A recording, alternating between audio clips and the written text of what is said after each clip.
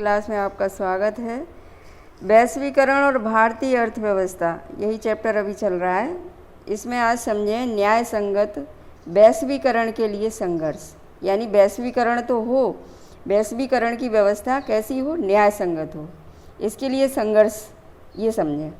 उपर्युक्त प्रमाण यह संकेत करते हैं कि वैश्वीकरण सभी के लिए लाभप्रद नहीं रहा है। शिक्षित, कुशल और संपन्न लोगों ने वैश्वीकरण से मिले नए अवसरों का सर्वोत्तम उपयोग किया है।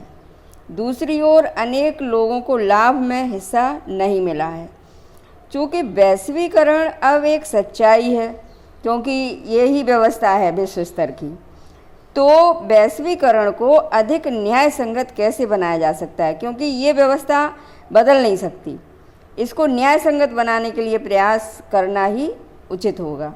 न्याय संगत वैश्वीकरण सभी के लिए अवसर प्रदान करेगा। यदि वैश्वीकरण न्याय संगत हो, यानी विश्व स्तर पर जो व्यापार हो, आयात निर्यात की जो नियम हो वो न्याय संगत हो, और यह सुनिश्चित भी करेगा कि वैश्वीकरण के लाभों में सबकी बेहतर हिस्सेदारी हो, यानी लाभ सबको मिले, केवल पूंजीपति को ना मिले।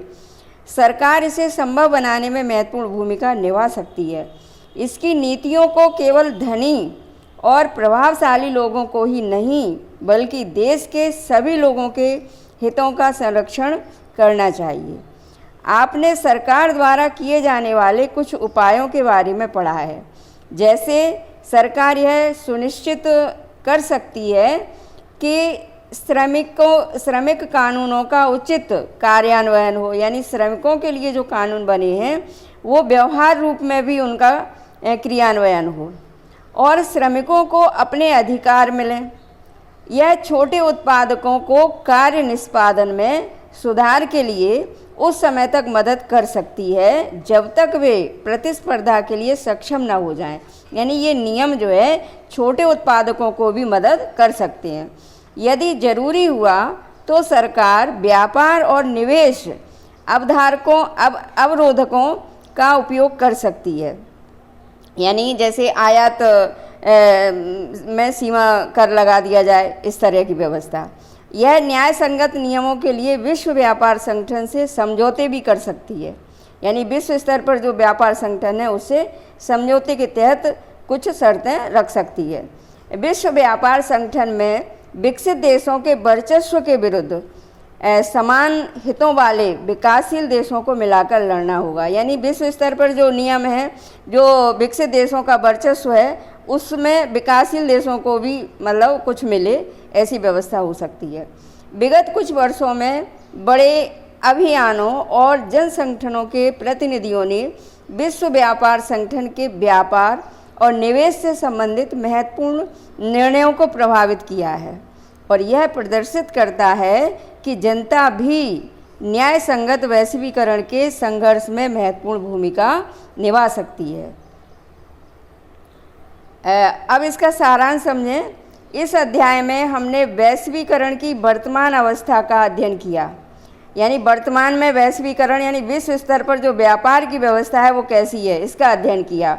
वैश्वीकरण विभिन्न देशों के बीच तीव्र एकीकरण की प्रक्रिया है, क्योंकि व्यापार के माध्यम से एक देश के लोग दूसरे देश से संबंध स्थापित करते हैं, एकीकृत होते हैं, और यह अधिकाधिक विदेशी निवेश और विदेश व्यापार के द्वारा संभव हो रहा है। यानी विदेश व्यापार जो चल रहा है एक देश का दूसरे देश से, उससे संभव हो रहा है। बहुराष्ट्रीय कंपनियां वैश्वीकरण की प्रक्रिया में मुख्य भूमिका निभा रही हैं। अधिक से अधिक बहुराष्ट्रीय कंपनियां विश्व के उन स्थानों की खोज कर रही हैं जो उनके उत्पादन के लिए ज़्यादा सस्ते हों। यानी ऐसी जगह मिले कि उत्पादन सस्ता हो, श्रमिक सस्ते मिले, सभी सामान भी सस्ता मिले, ऐसी व्यवस्था हो। परिणामतः उत्पादन कार्य जटिल ढंग से संगठित किया जा रहा है। देशों के बीच उत्पादन को संगठित करने में प्रौद्योगिकी, विशेषकर सूचना प्रौद्योगिकी ने एक बड़ी भूमिका निभाई है। साथ ही व्यापार और निवेश के उदारीकरण ने व्यापार और निवेश अवरोधकों को हटाकर, यानी व्यापार और निवेश के बीच में जो अवरोधक थे वो हटाकर वैश्वीकरण को और सुगम बनाया है। अंतर्राष्ट्रीय स्तर पर विश्व व्यापार संगठन ने व्यापार और निवेश के उदारीकरण के लिए विकासशील देशों पर दबाव डाला है। इसमें नुकसान विकासशील देशों का हुआ है। क्यों? क्योंकि जो बहुराष्ट्रीय कंपनियां हैं वो ज़्यादातर विकसित देशों की हैं, तो जो विकासशील देश हैं उनके जो निजी व्यापार हैं, निजी उत्पादन है, उनको नुकसान पहुंचा है, क्योंकि निजी व्यापार महंगा हो जाता है और ये जो है बहुराष्ट्रीय कंपनियां सस्ता माल, तैयार माल सस्ता बेच करके इनको नुकसान पहुंचाती हैं बाज़ार में। जबकि वैश्वीकरण से धनी उपभोक्ता और कुशल, शिक्षित एवं धनी उत्पादक ही लाभान्वित हुए हैं, परंतु बढ़ती प्रतिस्पर्धा से अनेक छोटे उत्पादक और श्रमिक प्रभावित हुए हैं। यानी इनके माल को बाज़ार में कम खरीदा जाता है, क्योंकि उनके माल की क्वालिटी उतनी नहीं होती है। आजकल बाज़ार में क्वालिटी जो है कंपनी के सील और उससे चलती है, लेवल से। न्याय संगत वैश्वीकरण सभी के लिए अवसरों का सृजन करेगा और यह भी सुनिश्चित करेगा कि वैश्वीकरण के लाभों में सभी की बेहतर हिस्सेदारी हो।